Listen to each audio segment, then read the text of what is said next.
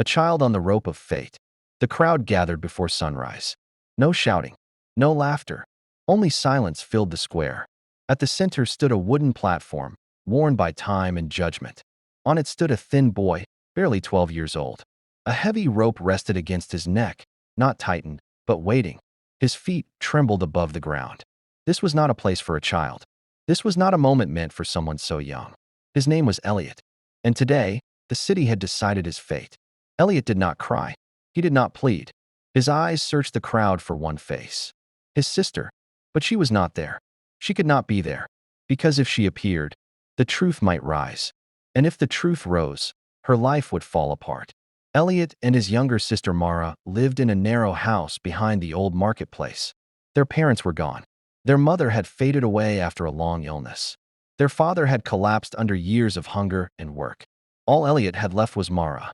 And all Mara had left was him. Elliot worked wherever he could, carrying boxes, cleaning floors, running errands. Mara stayed home, fixing torn clothes for neighbors. They survived quietly, unnoticed, until the night everything changed. The wealthiest man in the city, Mr. Caldwell, owned land, power, and fear. Everyone knew his name. Few dared to challenge it. When Caldwell desired something, refusal did not exist. That night, his desire crossed a line. Elliot returned home late. Before opening the door, he heard it. Mara's voice, shaking, terrified. He rushed inside. Caldwell stood there, angry and unsteady, gripping Mara's arm as she struggled. Elliot shouted for him to stop. Caldwell laughed and pushed him aside. That was when Elliot saw something sharp fall from the table. He did not plan anything. He did not think. He saw only his sister's fear. He acted. One desperate movement. Caldwell fell to the ground. He did not survive. Mara collapsed, shaking. Her future shattered in seconds. The law did not protect girls like her. It punished them. Elliot understood instantly what no child should ever have to understand. If the truth was spoken, Mara would be blamed. Her life would be destroyed. So Elliot made a choice. When the guards arrived, Elliot stepped forward. "I am responsible," he said quietly. They stared at him. "A boy?" one asked. Elliot nodded. Mara tried to speak, but Elliot looked at her. "Please stay silent." And she did. The hall of judgment was cold and distant. The judges sat high above him. Caldwell's family demanded the harshest punishment. No one stood for Elliot. He had already accepted the blame. The decision came quickly. Guilty. Elliot listened calmly. Not because he was brave, but because his choice had already been made. Mara was allowed to see him once. Her eyes were red. Her hands trembled. "Tell them the truth," she begged. "Please." Elliot smiled gently. "If I speak," he said, "your life will end before it begins." "I don't want a life without you," she whispered. "And I don't want you broken by the world," Elliot replied. The platform waited.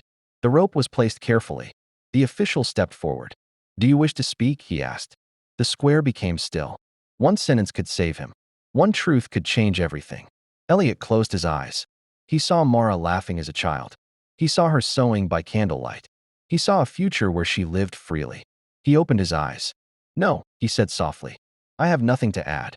But truth does not always stay buried. A voice cried out from the crowd. "Stop." Mara pushed forward, tears streaming down her face. "He didn't do this," she shouted. "I did." The crowd gasped. The officials froze. Elliot turned toward her, panic filling his eyes. "No," he cried. "Please, don't." But she spoke. She told everything. Every detail. Every moment.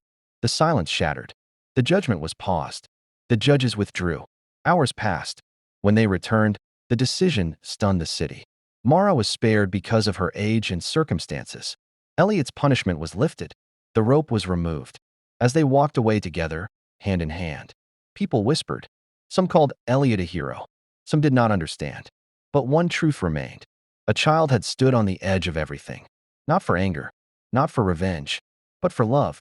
Freedom did not arrive with celebration. It arrived quietly. Elliot and Mara walked away from the square without cheers, without smiles, without relief. The city had removed the rope, but it had not removed its eyes. People watched them from doorways. Some faces showed pity. Others carried suspicion. To many, Elliot was still the boy from the platform. No one offered work. No one spoke to them.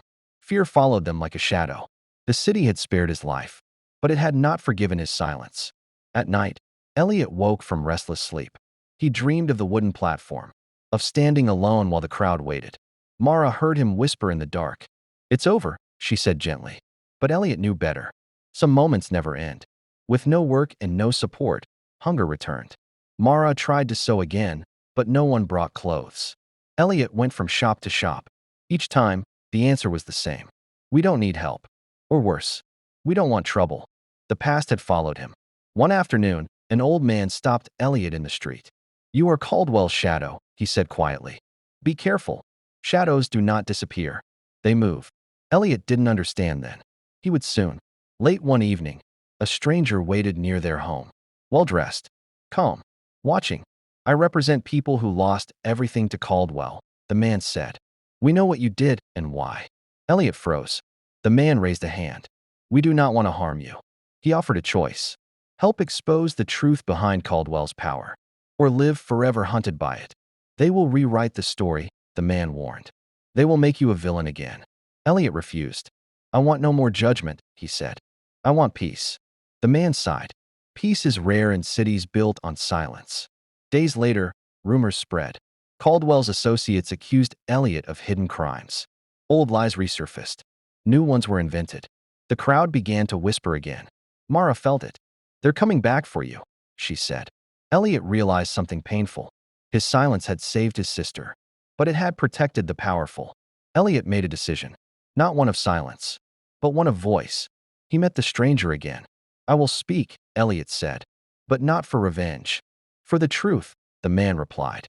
Elliot began to tell his story. Not loudly, not angrily, calmly, carefully.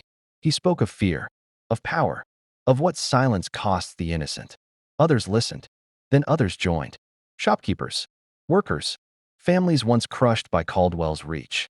The city began to shift, not with noise, but with awareness. One night, Mara asked him, "Do you regret it? Standing there alone?" Elliot thought for a long time. "No," he said, "but I regret that it took silence for people to listen." Mara held his hand. "You're not that child anymore." Elliot looked toward the sleeping city. "No," he said quietly, "but I remember him." They left the city before dawn. Not as fugitives, not as victims, but as witnesses. The road ahead was uncertain. But for the first time, Elliot walked without fear. Because courage, he had learned, does not always stand on platforms. Sometimes, it walks away from them. Write to us in the comments from which country you are watching the story, and don't forget to subscribe and click like. See you soon.